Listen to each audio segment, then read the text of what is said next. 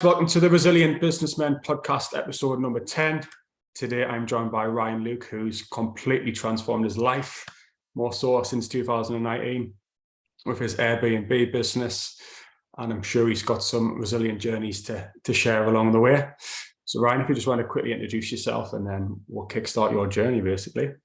Yeah, thanks for having us, buddy. Always a pleasure to come on other people's podcasts and share the story and add value. I am CEO and founder of the Luke Capital Group, as it's known now, and we are operating in 3 continents now, worldwide. The idea is to get into every single continent by sometime next year, mid next year, and we primarily focus on the short-term rental space now. It hasn't always been that way, but that's definitely where the journey's led me to it. And yeah, it's a great industry. I love it. I'm very passionate about it, and I do a lot of TikToks about it, and and try and share the wealth and share the journey, because I think, I had no experience doing it and I've done what I've done. So I'm a big believer that pretty much anybody can do it. I did mention Airbnb in the introduction there, but I've seen a few of your posts and you're not a fan, are you? No, I am. It's like, there's a few brand names, Uber for one. You don't say, oh, I'm going to get a taxi now. You say, I'm going to get an Uber. They've kind of got their brand name against the industry, and Airbnb is one. When I meet people and they're sort of for the first time, what do you do? I'm like, oh, we property developer and short-term rental operator. They're like, what's that? And Airbnb, oh yeah, I know what you're talking about now. So whilst I have a love-hate relationship with them, I do think the easiest way to explain it is Airbnb.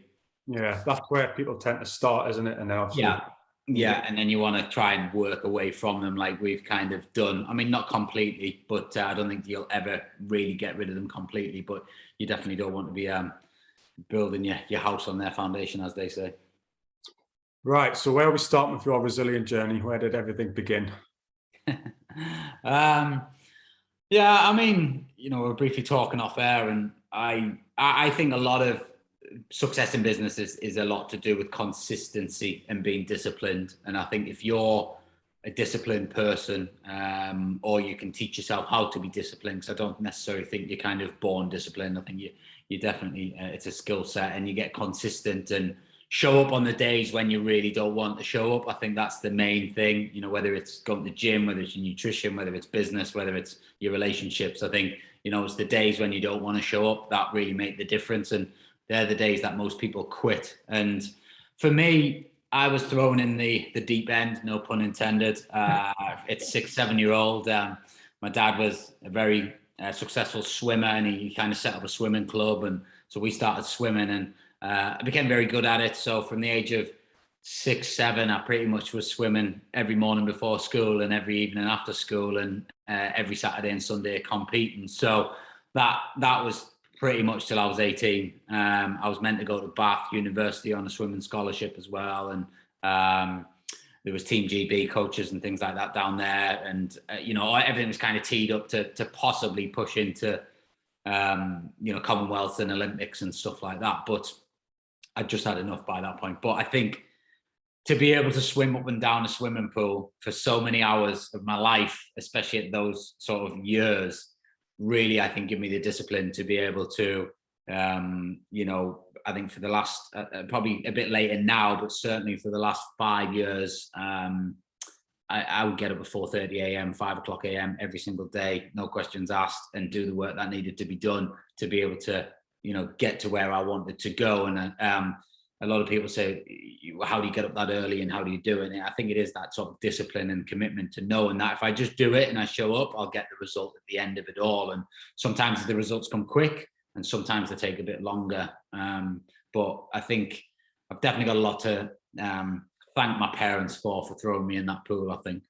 You said around 18 there that you might have got pushed too much because did you lose interest, or was it like women and alcohol then? Or Yeah, I think you can throw that in the mix. Obviously, as a teenage boy, you start to get distracted quite a bit. I mean, at the time, I actually started playing golf quite seriously in my sort of AS level, type 16, 17, and that was kind of I don't have to revise if I go and play golf. So I decided to play golf, and I had I was good at that as well. So I remember A-level results came in, and Bath were ringing me, am I coming? And I sort of thought, at that time you might have made 16 grand a year being an Olympic swimmer. There was very little money in it. So, but my golf was really taking off, and I kind of sat down with my parents and said, like, can I maybe give this golf a go? There's a lot more money in it if you're successful, and it looks like a bit of a nicer life. And I knew if I went to Bath University, I wasn't going to get that sort of university life. I was in the pool 3 times a day. I was in the gym, and then we'd be training and racing. So it wasn't like I was going to be, doing what most students do and going out drinking all the time and enjoying themselves, and finding multiple girlfriends. So it's like I chose the golf route, and I give that a go for a couple of years. And but then I was quite realistic with where I was at as a standard, and I probably did give it up too early. In all fairness, that is one thing that I probably have quit a bit too soon, I think. But I guess in hindsight, it's played out all right in the end. So what was your handicap?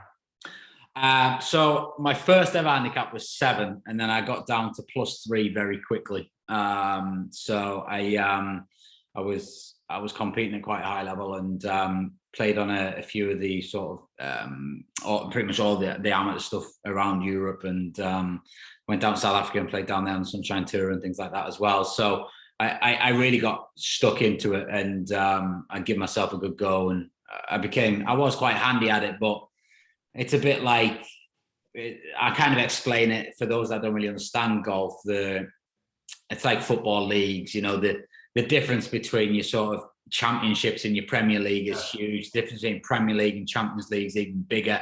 The difference between that and international, it's all these different steps. And the pay again wasn't massive amounts at the lower leagues, and to get into that, there's probably only the top 50 in the world actually make some proper money doing it. And I think as you get a bit older, you start to assess how much time you're investing in stuff as to what you're getting paid. And I very much cottoned on to that early doors and thought, well, I'm investing all this time in doing this. Could I actually be spending it elsewhere and getting a better result? And I still do a lot of that today with both myself and my team. It's funny you say that, actually. The last guy who was on, Danny Inman, he's in properly like you, doing big things in Dubai. You know him, or? Yeah, I had a coffee with him on the beach last time I was out in Dubai. So yeah, he's a great bloke and doing good things. Yeah. Yeah, but he said he was like big into rugby, and then realised the money was terrible, and then he's both went into the property route. So where did it go from golf?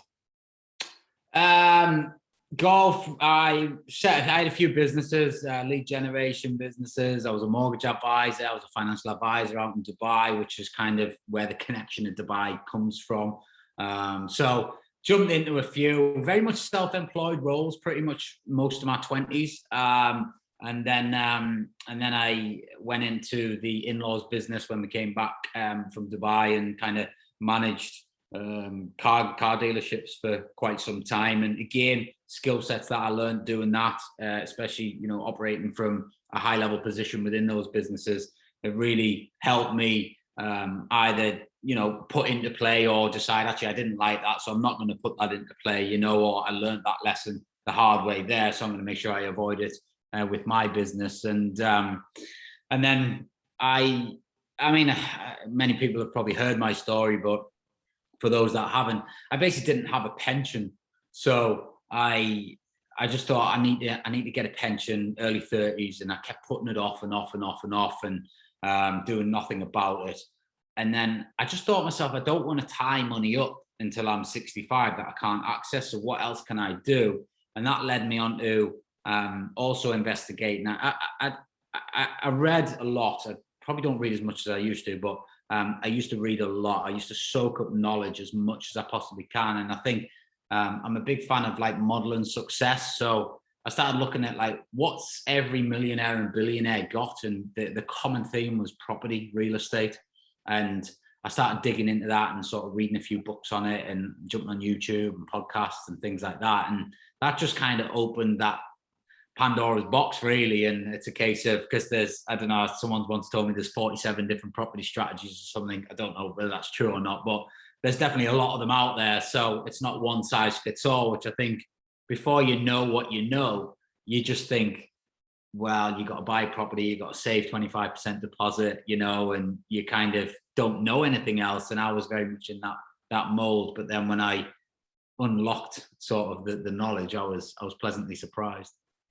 Yeah, the average person is just like, I'm going to save up, buy a house, and then you just repeat that process. And can you remember what period things started to change in terms of strategies for property? It hasn't always been like this, has it? Yeah, no, so I was sat at I went to a Grant Cardone sales conference because I was on this mentorship with them, like a virtual masterclass type thing. And then he came over to the UK for a tour, and we were invited to go and have dinner with him and stuff like that. So I was at that conference, and obviously he talks about real estate a lot, even though that wasn't what the conference was about. But then, he's doing multifamily, 100 million, blocks and stuff. And I just was like, yeah, that's way out my league at that time. And, but there was a guy got on stage and he started talking about deal sourcing. And he was basically like, I basically do this and then I sell it to an investor for $5,000. And I was like, I could go on some viewings and sell a deal for $5,000, So that's kind of where it started was deal sourcing initially. And then I started booking viewings in and started going on them. And then I was sat down with this lady in a house and she was having a few issues and just talking to her problems. And I realized it could be a lease option deal. So I was like, I wonder if I can spin this into a lease option and sell it.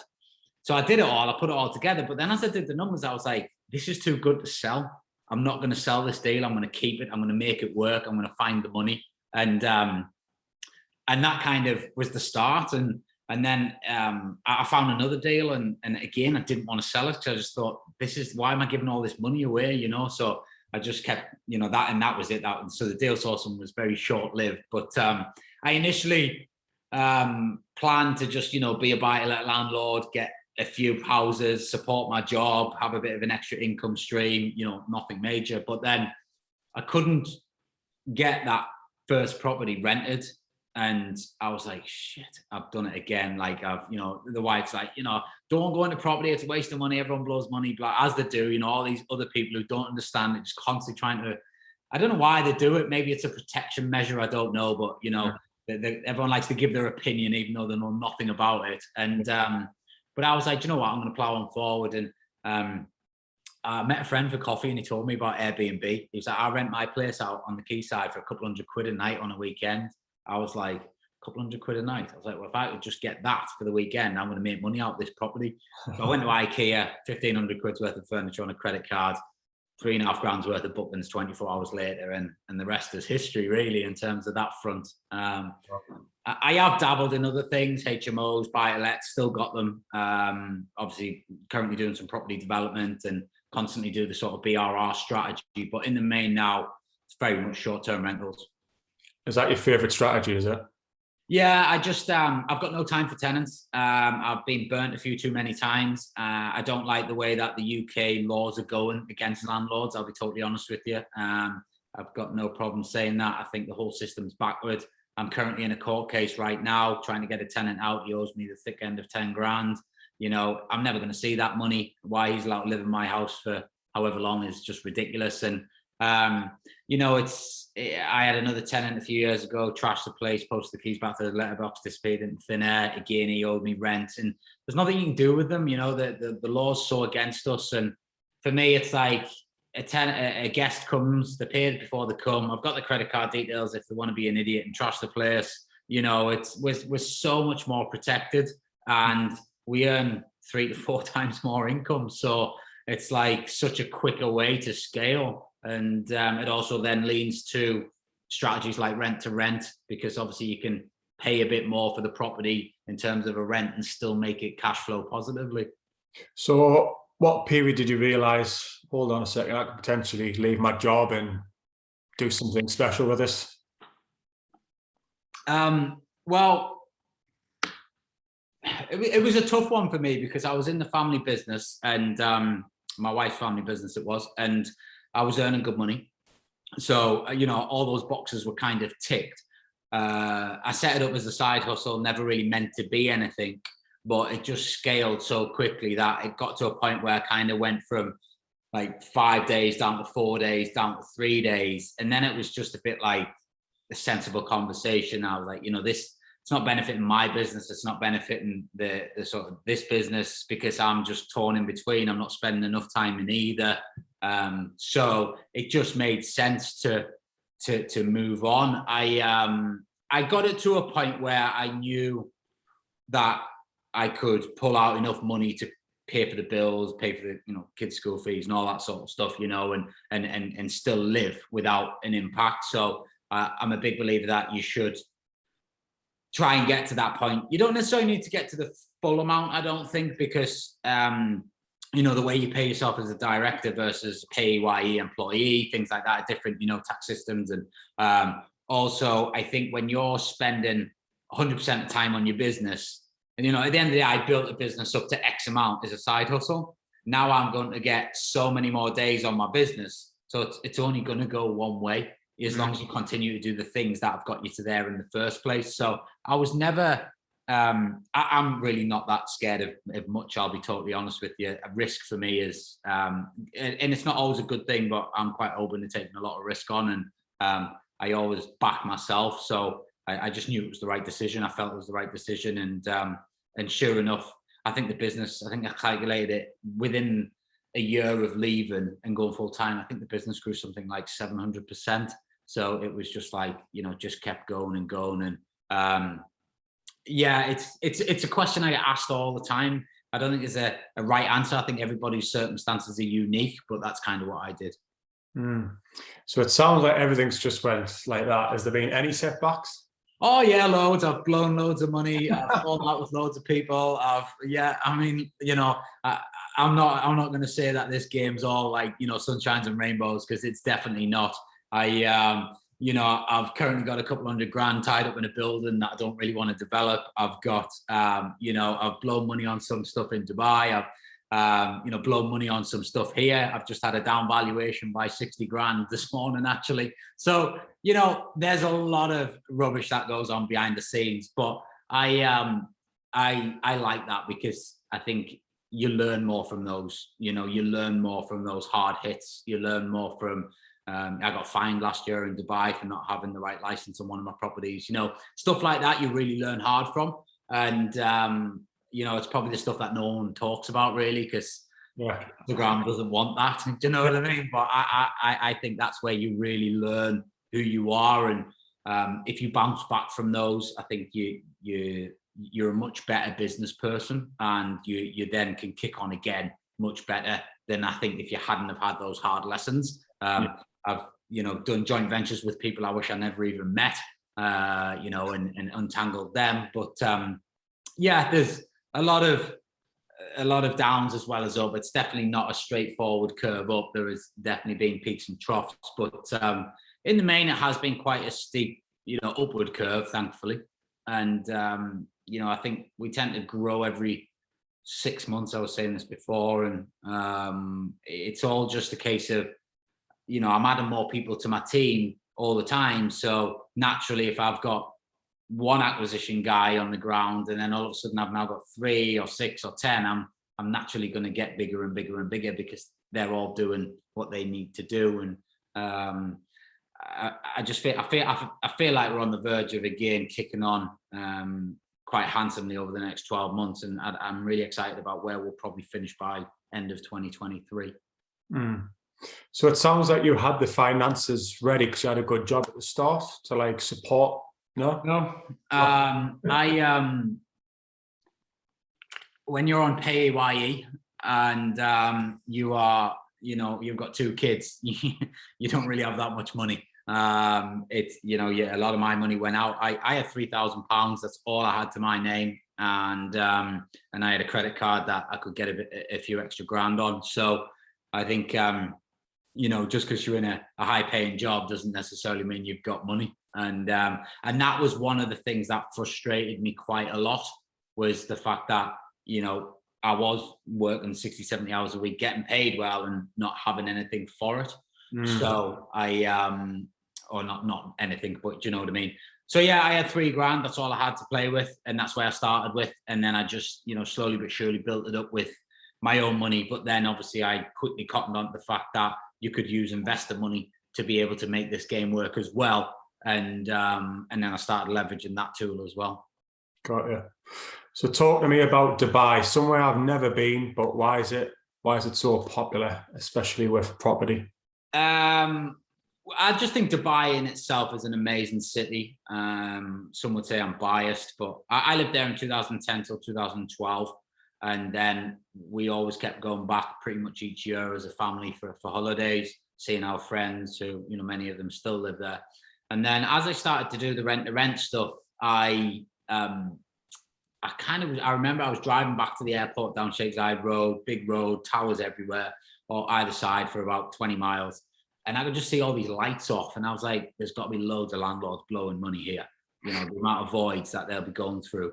And so then I decided I'm going to do the rent gig in Dubai. I know that I can solve problems for landlords. And sure enough, booked a load of viewings, had a load of conversations, and acquired a load of units very quickly and got going there. And it's now become the main hub. My whole office is out there now, pretty much. We operate predominantly out there. And the reason for that is because I want to scale worldwide. Dubai is actually center of the world for time zone. So It actually works quite well. So it's not just a case of I wanted to go to Dubai and put an office there. It actually made business sense to do that as well. But I think Dubai as a city, the opportunity is it's off the charts compared to the UK. You've got all sorts of people there with all sorts of wealth.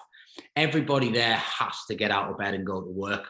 There's no benefit system. There's no, we're not for the expats anyway. Like at the end of the day, if you're not hustling out there, if you're not getting up and, trying your damn hardest, you're getting on a flight home because you're not going to be able to afford to live there.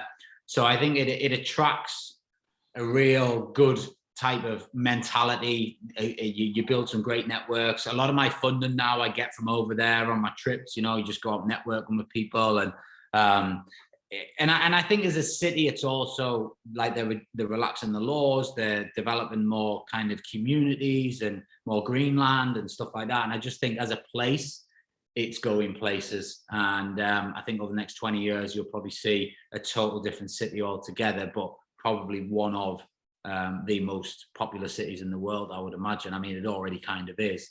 But I think for me, it's just the opportunity. And, everybody there is dead positive. There's no negativity. It's sun shining. It's like, what's not to like, really? Apart from the booze element, you're not allowed to drink, are you? Is that? No, you can, yeah. It's like Ibiza out there. Really?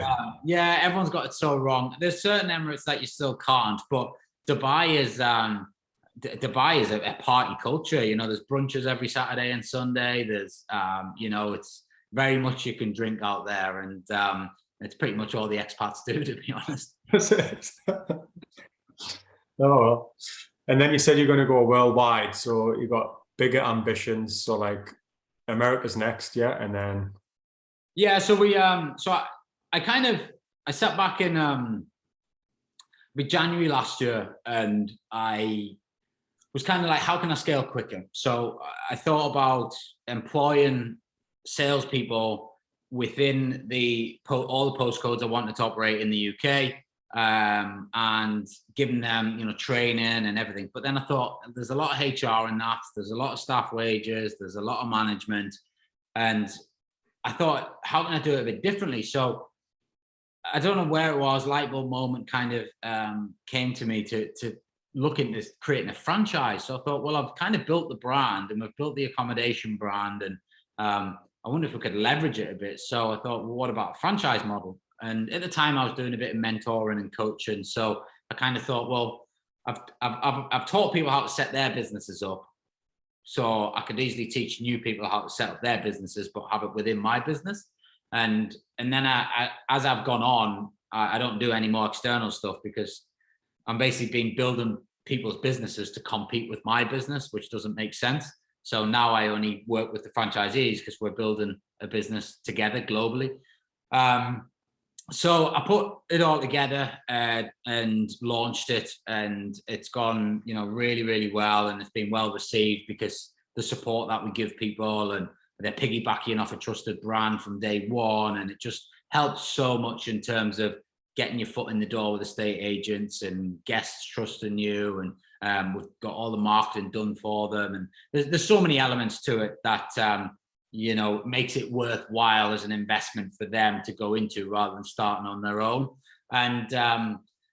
And then we pushed it out, like we pushed the ads out, globally. So we started, getting inquiries from Australia, Asia, South Africa. We've just signed our first person in Chicago. So naturally, I see the next 12 months starting to become like they'll probably be growing the business really on the grounds rather than me. Although I am still very active in the kind of acquisition game. I see that the franchisees will, almost build their mini businesses under my brand, and then as a global brand, we'll be, everywhere on all the booking channels and all the paid stuff that we do and things like that. So for me, that's the easiest way for me to scale. And we also work with deal sources, or I offer deal sources the chance to be able to, like, any man off the street can come into the business. I'll train them. I'll show them how to find deals. I'll show them how to analyze them, and I'll show them what we're looking for exactly. And then we'll take them off them, as many as they can give us. We either pay them a fixed fee for that, or they can actually have a profit share ongoing. So I'm almost like recruiting deal sources of my own all over the place, and but in exchange giving them the skill set to do it. Some will probably, maybe use it and abuse it and learn the skills and run off, but that's fine, because I know in this game, you need to be finding the deal, but you also need to be finding the money. And more times than not, the money's the hardest part. So we've got the money, and I've got the network to be able to take as many deals as possible. So it's a good fit for those that do want to actually, stay with us, work hard, can probably earn in excess of 5-10K a month if they're, really good at it and they're bringing the deals. And then that'll also funnel into the franchisees as well. So the kind of, the plan's all there, and it's all working, and it's, it's going well. It's now just kind of building it out and out and out and out and out, so we can take on more and more and get to that 5,000 unit target by the end of 2024. Do you ever just think, like, fucking hell, what's going on? How's this happened? Every day. I'm well aware that, like, any business can go at the drop of a hat, and I think you've got to be very humble and grateful for where you are, and I think that's really important as you get more and more success, because I can see why success can go to people's heads, because you do get a lot of you're doing amazing, well done, and compliments and stuff, and I think, but at the same time, I am very well aware that like, I think I've got something like £1 million worth of rent now a year. So, like, another COVID could probably wipe me out quite quickly. So you've got to be very, very aware of where you're at, and know that it could go tomorrow. But yeah, I think I do often say, like, how did I get here? But then, when you actually scratch below the surface, you say, well, I got here because I got up at 4:30 o'clock every single morning for the last 5 years. I did, during that 4:30 till 7:30, when my kids were kind of getting up and going to school, I did what I needed to do to move a side hustle into a proper business. I did what all of the millionaires and billionaires tell you should do and should be doing early on the morning. I was constantly marketing the business. I was constantly selling, so you look and you say, well, it's not just happened by pure luck and pure chance. I've actually researched a lot of stuff and then put it into play, and being consistent with putting those actions into play over time. And then, as the old saying goes, the harder you work, the luckier you get. And I think now it's I probably find it a bit harder now, because now I've got, like, I don't know, 55, 60 people that I'm now responsible for, big wage bills and things like that. But at the same time, they're now doing all of that hard work stuff that I used to do to get it to where it was, go on the viewings, make the phone calls, make the, all that sort of stuff, and ultimately drive the business, piece it all together, put all the systems together, all the tech, all the automations. And but now that's in play, it's just a case of now getting it, like more refined, and then just keep repeating the process over and over so we continue to scale. Mm. And how old are you, just for the record? 38. 38. 38. So I had a target of 1,000 units by 40. Even from day one, that was kind of my goal. And a lot of people used to like laugh at me and were like, yeah, that's fine. I don't really care. You know, I know where I'm going.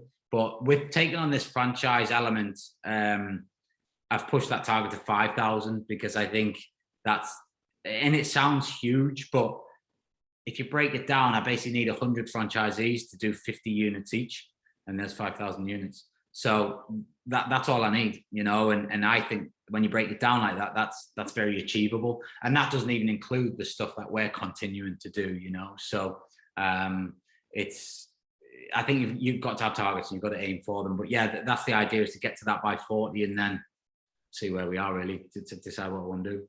And that's purely from the rent-to-rent model, or is that including everything? No, that's kind of everything. So we've kind of got three models, which is we've got our rent-to-rent or rental arbitrage, as it's known everywhere else. We then have our own acquisitions, so buying our own assets and then developing them out.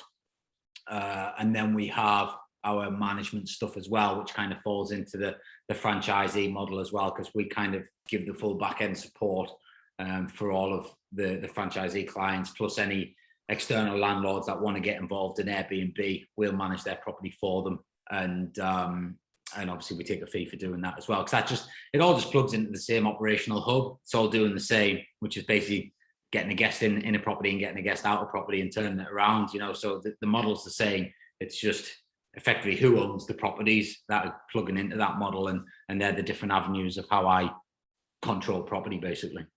Do you think it's getting too saturated or not?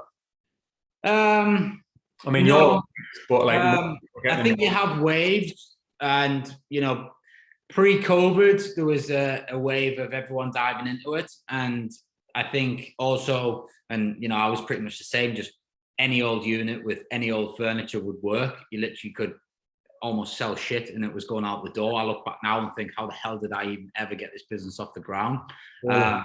But then COVID hit, and obviously everyone ran scared and they didn't cash flow themselves right, so they were handing keys back left, right and center. And then that crowd didn't come back until probably about 8 months ago, maybe start of the year. They started filtering back in. Now obviously a lot of people are back in the game, but the bar's gone up. Like, you've got to really kick your places out now. You've got to spend more on your furniture. You've got to be looking at adding coffee machines and stuff like that in, and I think that's good. And in Dubai, Dubai's actually a lot stricter. You've got to have, there's like a 5-page checklist of stuff you have to have in. You can't decide to host a crap unit. They pretty much have it so you're hosting good. But they've stopped giving licenses out in Dubai to companies. So those companies that are already in with a license, effectively, I think over time, what they're thinking is anybody that then wants to do short-term renting with a property would have to then use a broker, i.e. someone like us. So they'd have to come to a professional host to be able to then do it, who's already got a license. I quite like that model. And I think it gets rid of the reason they've done it is because there were so many people operating without licenses, without the right type of setups, and they want to maintain a standard. And I think the UK could actually learn a lot from that, and many other countries, US and many other countries that aren't as regulated, and get rid of the crowd that go on a Samuel Leeds course and then think they can just set up a short-term rental business, and and then they don't do it properly, and they're letting people down and things like that. And I've got nothing against Samuel Leeds courses. I'm just bit flippant, but there's a lot of people just come in, see the shiny penny, so they'll go and do something, but then they don't actually consider the ramifications of it not working or not having a higher standard. And we go through that as well. I'm not saying we're perfect by any stretch of imagination. We've got tired properties in the portfolio that I took on at the beginning. We have plans for getting them refurbed over the winter because they're due now. But at the same time, you still got to host guests. You can't just shut them down altogether. So you've got to time it right. And It might be okay for some guests, it might not be okay for others, but in the main, we're trying to really push our brand standards right up and maintain it as much as we can. We are not taking on as much stock as we used to. We're still taking on a lot of stock, but we're being very picky about it now. Certain owners we won't work with, certain property types we won't work with, and if they're not willing to upgrade their properties, we've kicked them back. So I think I've given about 80 units back in the last probably 6-7 months, just because landlords won't do anything with them, or if they're investors and we're managing them, they won't upgrade their properties to the standard they need to be now. But I think, sorry, is that because they're not willing to invest in maybe? Yeah. So like, but it's not like I'm saying, oh, just spend money for argument's sake. It's like the competition's here now. If you've not got a property here now, you're not going to get bookings. You're not going to fill them, and then you'll be kicking on our door saying, "Oh, you've not drove enough revenue through. You're no good at your jobs." Blah blah blah. No, the advice is you need to put it here. If you put it here, we can get what the competition is. But if you want to operate down here, you're going to get bad reviews. You're going to, it's just going to have negative effects on everything. And it's my profile that actually suffers because we're posting on their behalf on my profile. So I'm just like, cleaning that out. But I think the regulation side of things will come in the UK, but I think that's good for those that are professional hosts and want to do this as a business. And I think it will drive out a lot of the smaller operators who maybe don't want to pay the license fees or don't want to upgrade their properties to a certain standard. Or I think it'll follow the HMO stuff in the UK with acoustics and soundproofing and things like that. Because, one of the biggest problems we have is neighbor complaints, noise complaints, that sort of stuff. Yeah. So what would your top advice be for someone who's starting out? Cough, cough, I'm starting out. What would your words of wisdom be from experience? Just do it. Like, get stuck in. I mean, just fucking do it. Just fucking do it. Yeah, my favorite slogan, like, just do it. I think you can try and time things perfectly. You can try and get all your ducks in a row, but you'll only end up sitting on the sidelines for probably forever. I think, at the end of the day, I went from a coffee to IKEA to putting it online and getting $3.5 worth of bookings. I still haven't figured out how I was going to clean them, what linen I was going to do, all that. I had no idea. I'd literally just gone with instinct. And then I solved those problems along the way. So after I got my first booking, I was like, actually my first booking was a one-night booking at Great North Run weekend the year after. Actually that year, because I set it up in probably March time, something like that, for 55 quid for a one-night booking. This property is 20 yards away from the Great North Run start line. Really? So that was first lesson. I was celebrating the booking, but then I was like, oh, maybe I've sold that a bit cheap. And then I realized you don't do one-night bookings. And the next year I got, I think, something like 750 quid or 800 quid for that same weekend. So, you're always learning. And I think, as I said earlier, you learn more from your mistakes. But I think I think you don't want to get yourself in a position where you can't finish a project. You haven't got enough cash. I think that's one of the main things. So make sure you got a set up budget, whether that's on credit cards or whether that's on loans or whatever. As long as you're using that debt for good debt, I'm all right with that. If you go and buying bottles of champagne and stuff, that's a bad way to spend that money. But, if you can borrow money at 0%, 4%, 2%, and you can make 15%, well, that's a good way to use money. But just do it, get stuck in, model success, look what others have done that have been successful in it, try and copy what they're doing. If you can, get around them, ask them questions, learn as much as you can. Like the day you think that you know enough is a bad day for you because you're only going one way. You've got to be obsessed.